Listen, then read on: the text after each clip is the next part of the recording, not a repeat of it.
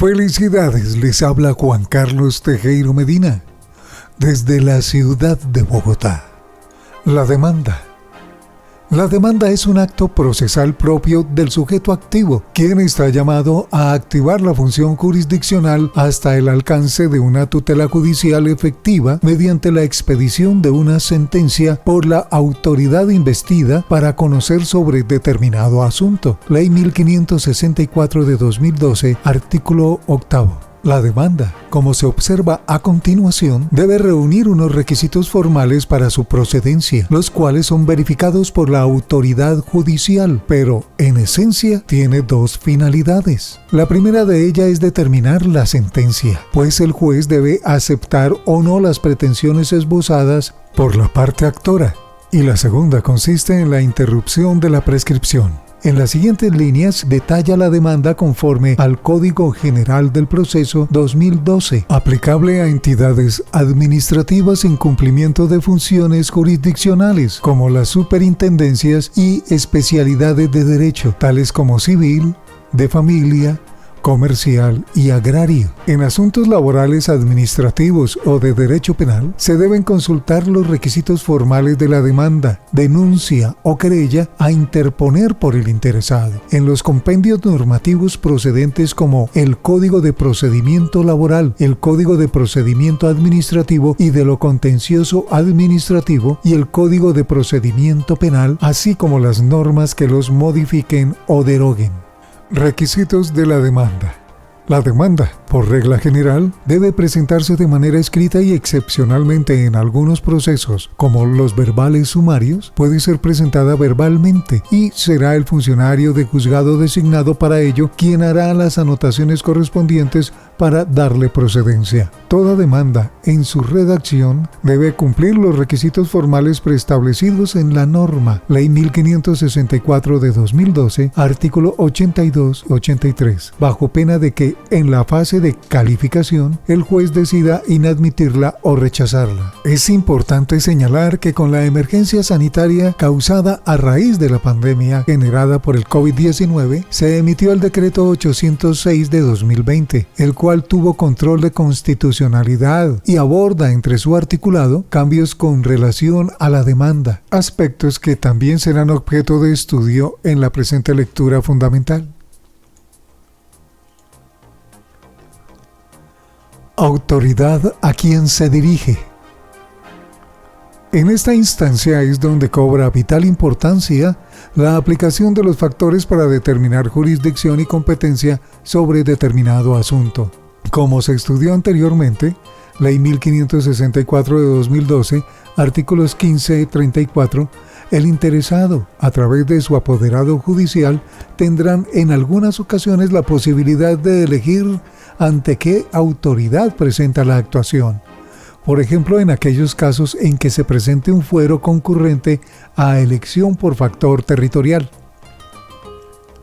Si se trae a colación un caso con relación a una demanda de pertenencia por un lote con avalúo catastral de 300 millones de pesos, ubicado en La Calera, el competente será el juez civil del circuito de Bogotá en primera instancia, pero también en cuenta que en esta ciudad hay varios jueces del mismo rango. En la enunciación de la demanda se deberá agregar la palabra reparto para determinar cuál de ellos será el competente. Nombre y domicilio de las partes. En adelante cada requisito será un acápite de la demanda. El primero de ellos consiste en mencionar a la autoridad judicial, quien es el sujeto activo, su representado, los datos plenos de identificación del proceso y el sujeto pasivo que pretende vincularse en calidad de demandado. Para ello, se debe hacer un breve análisis de la capacidad para ser parte y en aquellos casos en que la persona deba acudir a través de representante, debe vincularse en este sentido. Otro punto a tener en cuenta es el tratamiento de los homónimos.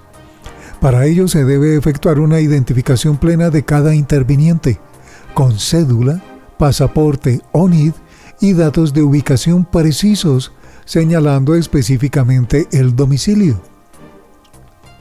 De tal forma, a continuación se muestra un ejemplo de una demanda con un asunto de alimentos a favor de un menor de edad. El demandante será Pedro, identificado con Nuib, de 5 años de edad, a través de su progenitora en calidad de representante legal, la señora María, identificada con cédula de ciudadanía, en contra del señor José, identificado con cédula de ciudadanía, en calidad de demandado. En este acápite también se deben señalar los datos plenos de identificación del apoderado judicial del demandante, conforme a poder anexo, incluyendo su tarjeta profesional.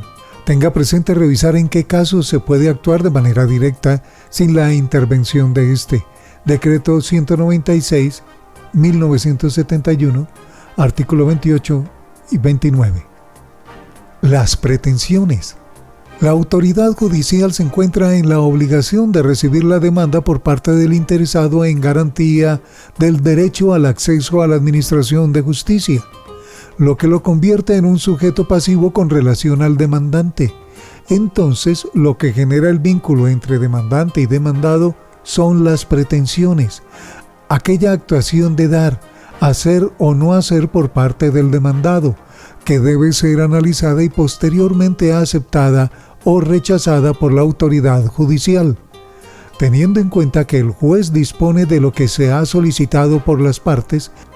Es fundamental la redacción de las pretensiones, las cuales deben ser claras y precisas, pues integran la congruencia de la sentencia. De igual forma y tal como se expone en la gráfica, puede existir la posibilidad de acumular pretensiones, siempre que se cumplan los 4 requisitos. Ley 1564 de 2012, artículo 88. Los requisitos deben ser competencia del mismo juez. Deben estar legalmente sometidas al mismo procedimiento. Debe existir identidad de partes, demandantes y demandados, y deben ser compatibles entre sí. Dicha acumulación de pretensiones se puede presentar conforme a las siguientes modalidades, tal como se explica. Acumulación simple. Acontece en aquellos eventos en los que las pretensiones no guardan relación con un mismo objeto. Acumulación sucesiva. Se presenta una condición de la otra, esto es, si declaran la primera y se torna necesaria la segunda, no hay lugar a pronunciamiento. Acumulación consecuencial. Se presenta una a consecuencia de la otra, esto es, si declaran la primera, habrá lugar a declarar la segunda. Acumulación subsidiaria. Hay lugar a ella cuando el demandante asume que si se niega la primera, hay lugar a declarar la segunda. Los hechos consisten en la narración de la causa de la pretensión, es decir, aquellos acontecimientos que dan lugar al proceso y que, por lo tanto, guardan relación directa con el objeto del proceso. La narración de los hechos debe ser lógica, precisa y guardar un orden cronológico de acontecimiento. De igual forma y a la luz de la norma, los hechos deben ser numerados. Esto para garantizar el ejercicio de la contradicción por parte del demandado al contestar la demanda y para avalar la fijación del litigio en la fase oral. No hay lugar en este acápite para incluir en la narración disposiciones de carácter jurídico o sustancial, ni a incluir acontecimientos que no guarden relación con el proceso, pues esto entorpecerá el cauce de este. Así, por ejemplo, si lo que se busca es la declaración de la unión marital de hecho, debe ser un hecho el establecimiento de la fecha de inicio de convivencia entre los consortes, pero no tendrán relevancia alguna la narración de un incumplimiento de un negocio jurídico alterno adquirido por esas mismas partes. Las pruebas. En el acápite de pruebas, estas se deben enunciar y discriminar por elementos probatorios todas aquellas que la parte interesada desee hacer valer en el proceso. En aquellos casos en que cuente con una prueba adicional, deberá anexarla a la demanda. Cuando sea una prueba en cabeza del demandado, deberá elevar la solicitud del juez para que acceda a solicitarla en el auto que admita la demanda y de esta manera sea aportada en la contestación. Finalmente, si se trata de una prueba que requiere la intervención de la autoridad judicial, podrá solicitarla de oficio, por ejemplo, como pruebas documentales. En un proceso de divorcio se adjuntan los registros civiles de nacimiento y de matrimonio de las partes, pero se puede solicitar el interrogatorio de parte para los hechos que sean susceptibles de confesión y de igual forma requerir la comparecencia de 2 o más testigos para que manifiesten lo que les conste con relación a determinado hecho. El juramento estimatorio. Este acápite solo será necesario en aquellos procesos declarativos donde el demandante genere pretensiones de condena como el pago de frutos, indemnizaciones, mejoras, entre otros. Lo anterior a razón de estimar bajo el principio de buena fe el monto requerido, discriminándolo por daño emergente y lucro cesante. En este punto, es menester señalar que el juramento estimatorio es, a su vez, un medio de prueba. Por tal razón es objetable, y en caso de encontrarse no fundado el monto requerido, quien lo haya presentado, en este caso el demandante, será acreedor de las sanciones establecidas en la norma, Ley 1564 de 2012, artículo 206. Por ejemplo, si en un proceso de divisorio, el comunero que da lugar al proceso, en calidad de demandante, genera una pretensión reclamando mejoras al bien, deberá redactar el libelo demandatorio, el acápite de juramento estimatorio, discriminando cada concepto y asignándole un valor, hasta llegar al monto de lo pretendido. Fundamentos de derecho. En este acápite se deben mencionar los fundamentos legales procedentes en el caso, sin necesidad de argumentar la razón de su enunciación. Se espera de la autoridad judicial que, al momento de analizar el caso, valorarlo y decidirlo, verifique la procedencia o no de la norma invocada por el actor. Por ejemplo, en un proceso de divorcio, los fundamentos de derecho estarán conformados por el Código Civil desde el derecho sustancial, especialmente en la causal invocada por el Código General del Proceso desde el derecho procesal, en atención al tipo de proceso y el ritual que se debe seguir. La cuantía. Como se estudió en lecturas anteriores, la cuantía es uno de los factores para determinar la competencia de un asunto en el derecho privado. No es aplicable a todos los procesos, pues el factor objetivo puede ser en razón de la materia o naturaleza del proceso al estar enunciado en la forma como el caso de la expropiación, Ley 1564 de 2012, artículo 20, dando competencia exclusiva al juez civil del circuito, y también puede ser razón de la cuantía, Ley 1564 de 2012, artículos 25 y 26. Mínima, menor a 40 salarios mínimos legales mensuales vigentes. Menor, entre 40 y 150 salarios mínimos legales mensuales vigentes. Mayor, superior a los 150 salarios mínimos legales mensuales vigentes.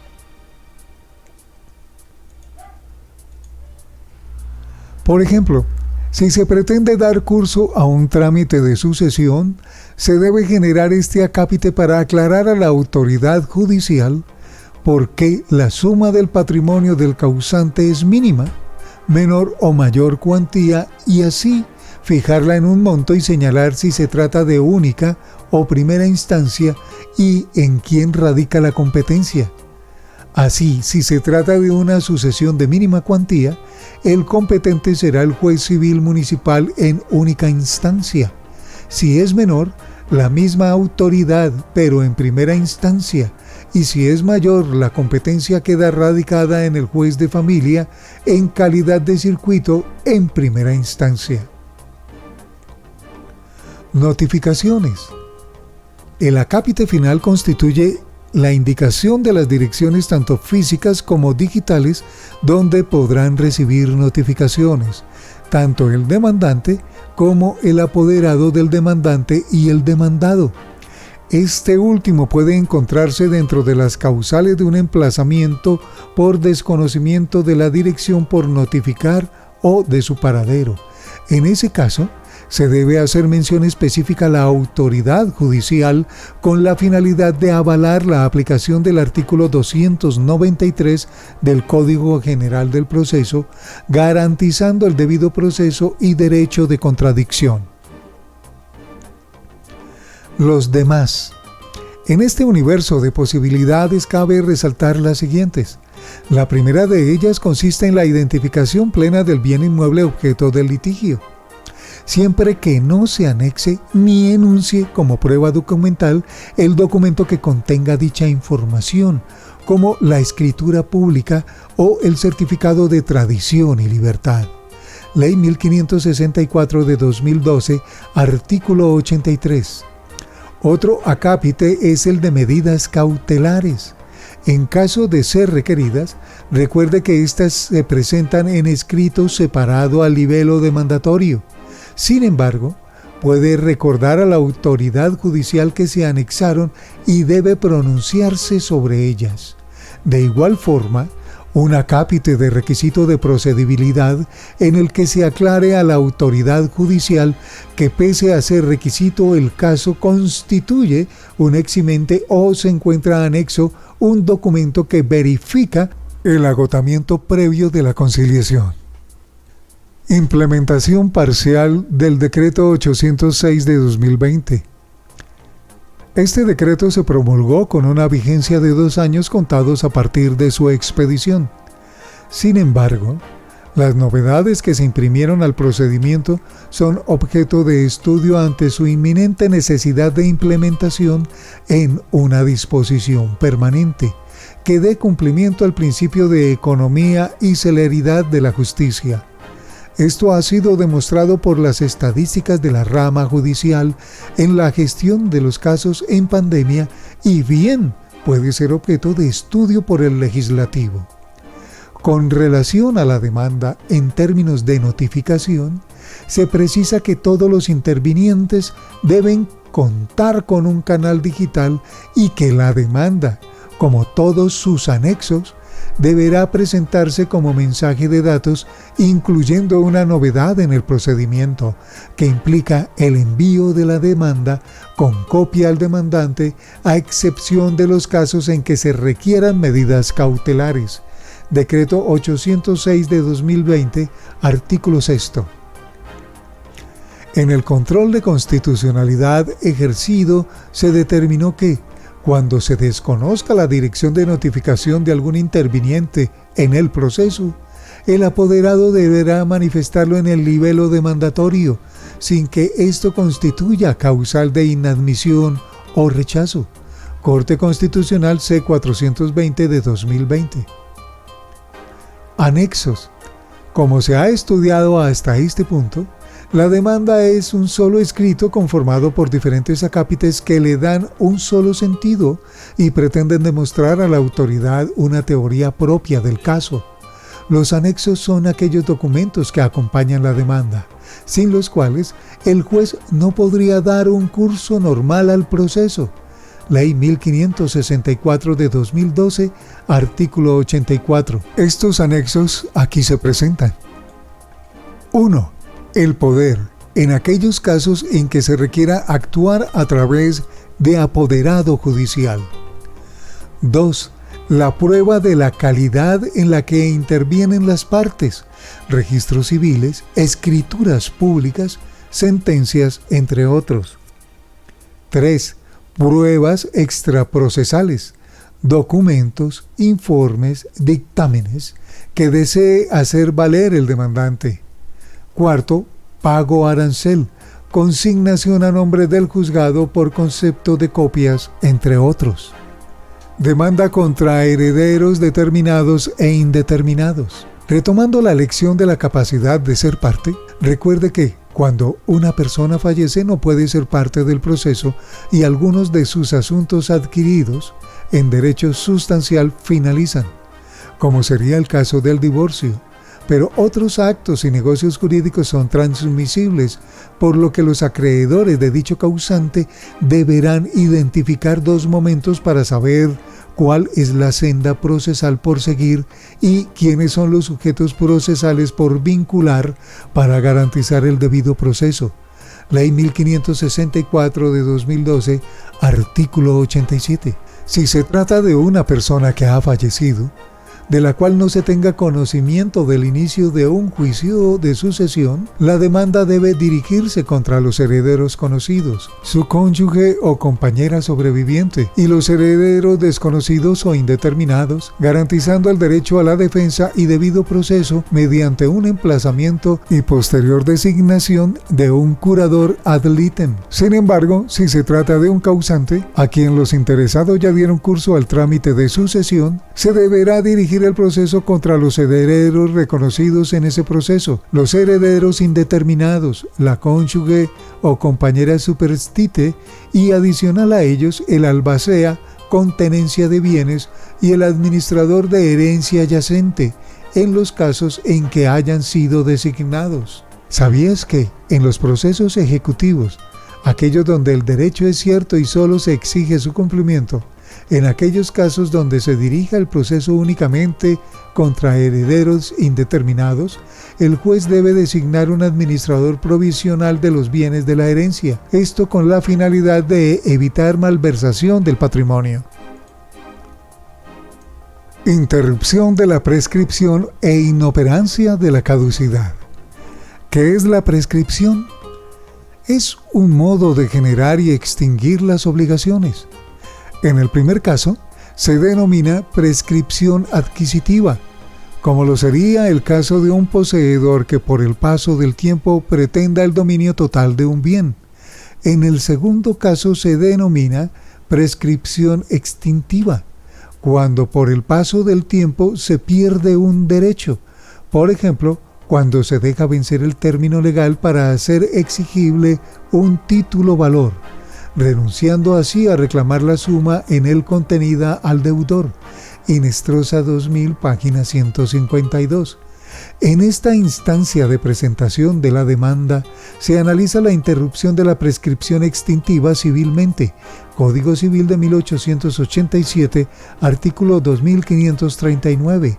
Para ello deben acontecer 3 momentos en el proceso. El primero consiste en verificar que el término de prescripción de la norma no haya acontecido, por ejemplo, 3 años para la acción cambiaria.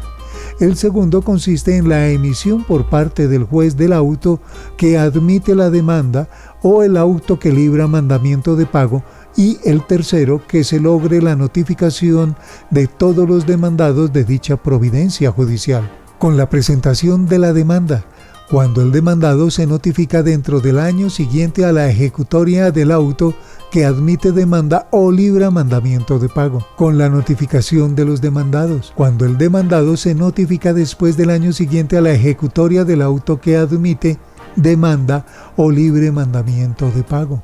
La caducidad se establece en la norma como el tiempo que tiene el interesado para intentar la acción ante la autoridad judicial. Por ejemplo, el presunto padre que desee impugnar su paternidad tendrá 140 días para hacerlo luego de tener conocimiento de que no es su hijo quien ostenta tal calidad. Posterior a este tiempo, la acción habrá caducado. La prescripción debe ser alegada por la contraparte mediante la contestación de la demanda como excepción. El juez no podrá pronunciarse de oficio sobre ella, mientras que la caducidad sí puede ser analizada desde la presentación de la demanda por la autoridad judicial. Sin embargo, la interrupción de la prescripción se torna ineficaz cuando el demandante decide desistir de su demanda, cuando el demandado gana una excepción previa que da fin al proceso, cuando el proceso finaliza con sentencia favorable al demandado, cuando prospera la excepción de pacto arbitral, cuando se decreta la nulidad desde el auto que admite demanda o libra mandamiento de pago, cuando opera el desistimiento tácito, esto es, el abandono injustificado del proceso, y cuando se declara la terminación de la actuación ante la no comparecencia de las partes a la audiencia inicial. Ley 1564 de 2012, artículo 95. Traslado de la demanda. La demanda se admite por la autoridad judicial mediante un auto. Dicha providencia judicial contiene en su estructura el tipo de proceso, las partes que intervienen, el reconocimiento del apoderado judicial y la orden de notificar a quienes integren el sujeto pasivo en calidad de demandados o ejecutados. En cumplimiento de esta disposición, el demandante deberá ser trasladado de la demanda al pasivo para que efectúe su derecho de contradicción. Este acto de traslado no consiste en la ejecución de los actos de notificación procedentes. Ley 1564 de 2012, artículos 291-293. Implica la lectura de las providencias emitidas por la autoridad judicial y un término previamente establecido por el legislador con relación a cada tipo de proceso para que ejerza el derecho de contradicción. Ley 1564 de 2012, artículo 91. El sujeto pasivo a quien se le concede el traslado de la demanda depende de la calidad en que interviene. En principio será el demandado o accionado, pero también puede tratarse del representante legal del demandado, de su apoderado judicial o del curador ad litem. Conclusiones. La demanda es el acto procesal propio del demandante, en el cual presenta los hechos que dieron lugar a la actuación, las pruebas para demostrarlos y las pretensiones que espera hacer exigible al demandado. Este acto tiene una estructura que es verificada por la autoridad judicial, así como sus anexos mínimos que deben presentarse para dar el trámite procedente. La presentación de la demanda tiene efectos con relación al objeto del proceso, como son la interrupción de los términos de prescripción y la inoperancia de la caducidad, pues al interponerse y cumplirse la carga de la notificación, estos no se seguirán contando. Todo esto es necesario para garantizar un adecuado traslado de la demanda y que, de esta manera, el demandado pueda ejercer su derecho de contradicción. Referencias: Congreso de la República de Colombia 1887, 20 de abril. Ley 57 de 1887. Se expide el Código Civil colombiano redactado por don Andrés Bello, que incluye antecedentes de las acciones populares. Congreso de la República de Colombia, 2012, 12 de julio, Ley 1564 de 2012, por medio de la cual se expide el Código General del Proceso y se dictan otras disposiciones. Corte Constitucional de 2020, sentencia C-420-20, magistrado Richard Ramírez Grisales. Presidencia de la República de Colombia, 1971, 1 de marzo.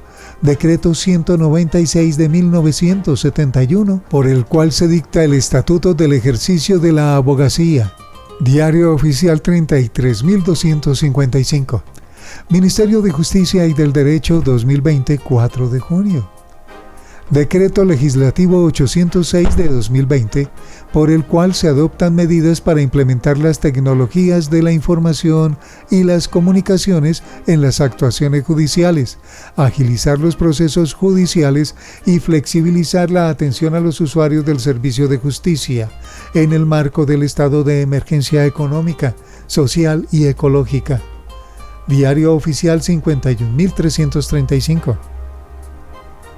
Inestrosa F. 2000, la prescripción extintiva, Universidad Externado de Colombia. Rojas Gómez M.E. 2017, Lecciones de Derecho Procesal, Tomo 1, Teoría del Proceso, ESAJU. Información técnica, Facultad de Sociedad, Cultura y Creatividad. Fundamentos del Derecho Procesal, la demanda, su admisión, reforma y adición. Autor Lina María Ortegón Suárez. Asesor pedagógico Laura Catalina Salcedo Camargo. Diseñador gráfico Diego Calderón. Todos los agradecimientos para todos los autores. Les habló Juan Carlos Tejero Medina, estudiante de Derecho Politécnico Gran Colombiano.